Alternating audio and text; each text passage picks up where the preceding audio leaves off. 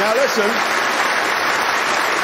7 million YouTube watchers will testify to the fact that when I drove an Atom, it completely ruined my face. Ruined? Ruined. I used to look like Pierce Brosnan.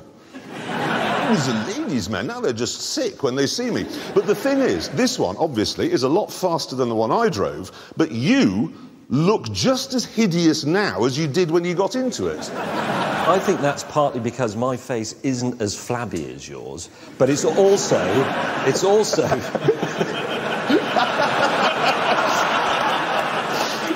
Now listen, it is partly that, but it's partly because I drove it with this windscreen on, and I know it doesn't look like... No, I know it doesn't look like very much, it's just a little piece of perspex, but that is enough to stop people ending up looking like you. Interesting point. Good. Now, I have actually driven the V8, I must say, and my abiding memory is one of understeer. Yes, no, you're right, actually, because you do get to a fast corner and you turn the wheel more sort of... It's more in hope than expectation, really. Exactly, which is why, to find out how fast it goes round our track, we need a man who has no fear. And no face. Absolutely, no face. Now, you may remember, in our Christmas special, we found... Well, we sparked fury, in fact, when we found a baby Stig in a manger in Bethlehem. The thing is, though, that was only 1 month ago. Yeah, now you're probably thinking there's no way that a car like the V8 Atom could be handled by a mewling, puking infant. But the good news is, Stigs grow up very quickly. They do. They do. He's already been to school. There he is. He's been a teenager. Got a photograph of him here at university. Soon he will be old enough to get a job on Countryfile. But now, he's here, and he's ready to go to work. So, everyone, please welcome Top Gear's new Stig!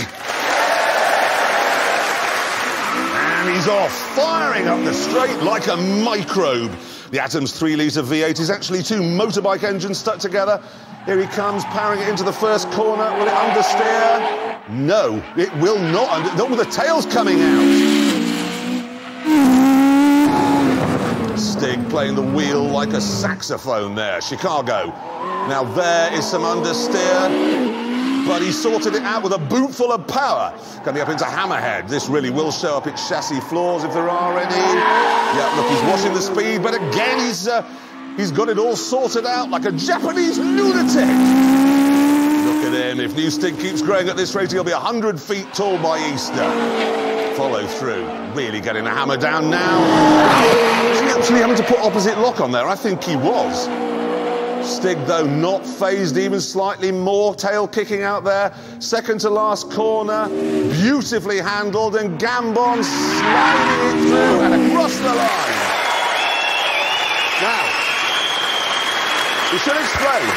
They have tried the new Stig out in a range of cars, and his times are broadly similar to those set by sacked Stig. Yeah, we should also point out that the Atom V8 is within a shout of becoming the fastest ever car round our track, which means, of course, beating the Bugatti Veyron Supersport at 1 minute 16.8. Yep, and it did it. I can scarcely believe this. In 1:15.1. Is unbelievable.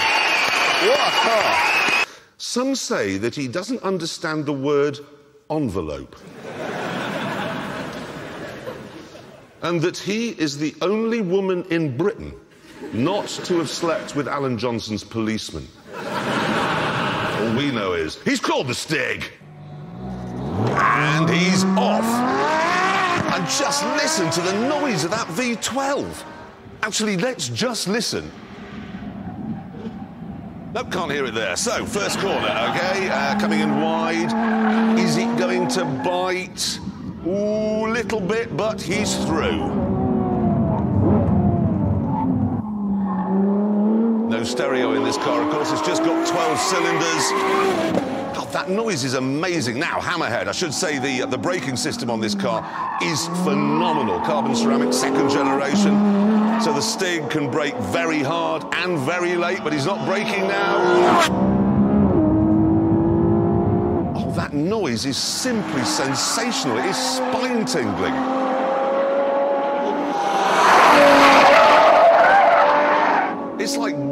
treading on a Lego brick. Here he comes, second to last corner, into Gambon. Is Kato going to attack? No, he's across the line. Good way. Yeah. Okay.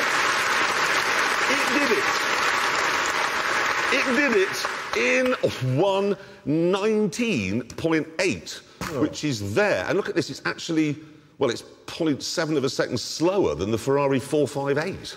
Which costs about half as much. Yes, and you might be thinking how well the Stig did on that lap, OK? In one of his practice laps, I should say, this happened. Here he is, going onto the straight, completely straight line. No, not now, Kato! What a... Some say he once tore a goat in half.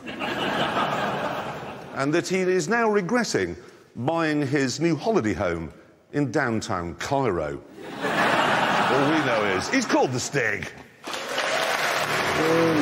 They're off. The track is damp, and that should mean the four-wheel drive Subaru has the advantage over the front-wheel drive Ford. Let's see in the first corner. Coming in wide. And let's have a look. Oh, it's the Impreza that's getting out of shape. Absolutely no idea why he's listening to that. Now the Ford coming out there, looking okay, good. That trick diff, pulling it straight in the hammerhead. Let's watch out for understeer from either of them. Nope, that's all pretty tidy. So here we are, two turbocharged slingshots onto the straight.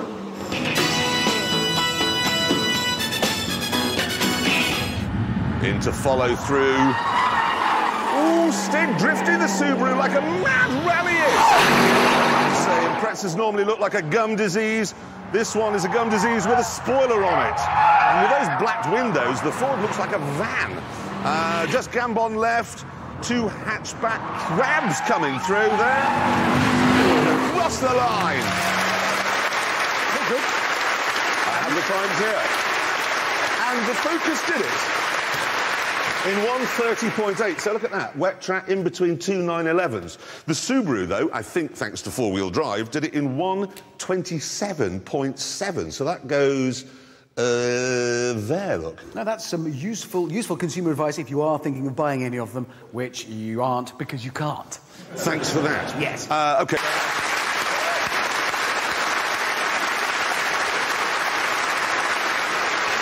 What? Poor old Richard Hammond. Well, you know, the Zonda's his favourite car, and now it's all gone.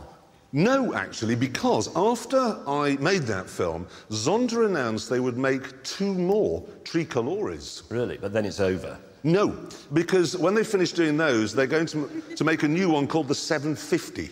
Right, and then that's the last Zonda. No, because after that, no, I'm not joking, they say they're going to do one called the HH. And then they're going to start finally building the new car, the what's it called? Hurrah! Yeah, the Ferrari. But anyway, while they're dithering about making up their mind, it is time now to find out how fast this one, the R, goes round our track. And of course, that means handing it over to our tame racing driver. Some say his nipples are explosive. And that he's recently had a Mexican... I mean Brazilian. Why did I say that? I'm sorry, Mr. Ambassador. Anyway, all we know is he's called the Stig. And he's off. And I can't imagine this is going to take very long. V12 AMG Fury powering towards the first corner. Here we are. So much grip in this car. It is just gliding through. Oh, bit of a four-wheel drift there. No stereo, of course, just 12 cylinders singing. Actually, not singing, shouting. It's actually very wide through Chicago, so how will he attack Hammerhead? Leaning hard on those incredible brakes. Oh, yes, he's nailed it now. Yep, he's through.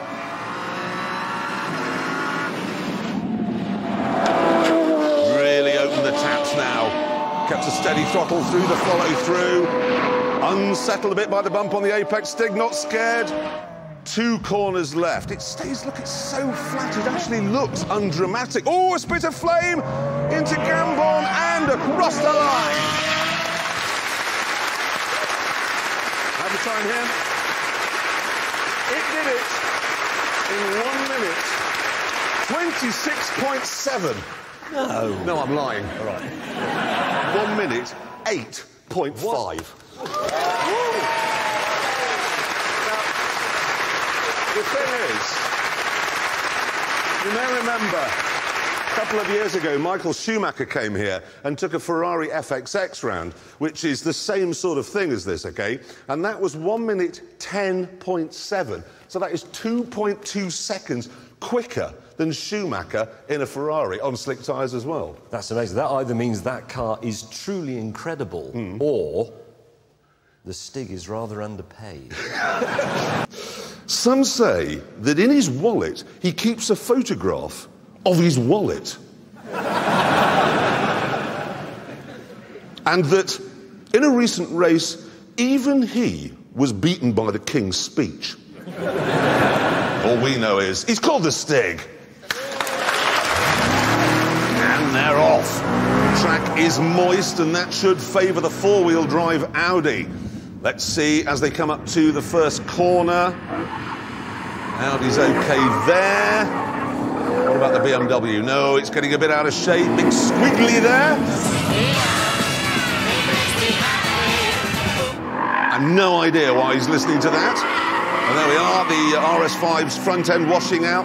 BMW still tail happy. Okay, the hammerhead. Will the Audi follow its nose like a truffle pig? Seems to be doing all right. Tyres squealing, though, with that precise Germanic pain. BMW drifting like a matte-painted lunatic. Brace of V8 powering into the follow-through. The Audi's got its down the up now, through the tyres. Not much in it so far. 2 corners left. Here they come now under braking. RS5 looking a bit squirrely there. Brakes, I must say, aren't that great on the track. They're both slithering through Gambon. And there we are across the line. So, the Audi RS5 did it. 127.5. So that's there, the moist symbol. And the competition pack, even though it doesn't have four-wheel drive and the track was a bit wet, 126.5. So that goes there, look, way fast. Yeah, but hang on, where's... Normal M3. Normal M3 is there, so it's not as fast as the normal M3. No, this is the best car, and always will be, and there's no point. I'm sorry. What? No, I'm sorry. Whoa, everybody. Whoa. Did you say it was pointless to decide which of these was best? Yeah, well, it is pointless. Well, apart from the fact that the 959's kind of neither here nor there, and the F40 is probably the greatest car ever built in human history. No, look, if I'm honest, I prefer the F40 as well. But we mustn't forget the 959 was important because it set the trend for computers and sensors that modern supercars have followed ever since. Yes, and I wish they hadn't. I wish they'd all followed the route set by the F40, because that basically is just...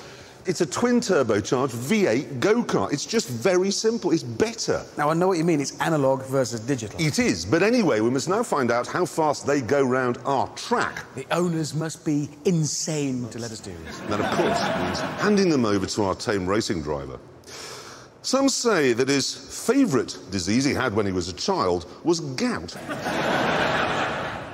And that he was very surprised this week when he was able to pick up some remarkably cheap tickets for the Bahrain Grand Prix. All we know is he's called the Stig. And he's not going anywhere. He's obviously... There's something wrong there. Oh, dear, yes, there's something very wrong. What the hell's happened there? And across the line and into a garage. That's not good. It's awkward. But you see... I know what you're going to say. Let me say it anyway, because the Ferrari is fragile. That's why I like Porsche, because they may not be as exciting to look at, but they're durable and tough, and that wins in the end. Yes. All right, come on, let's have a look at how the 959 got on. And, yes, that one is actually going. It is incredible how soft it looks as it rocks about. Also looks rather old-fashioned, and I must say, very slow. He's got a problem in there, he must have. Here's Chicago. That's an even bigger problem, that is. Oh!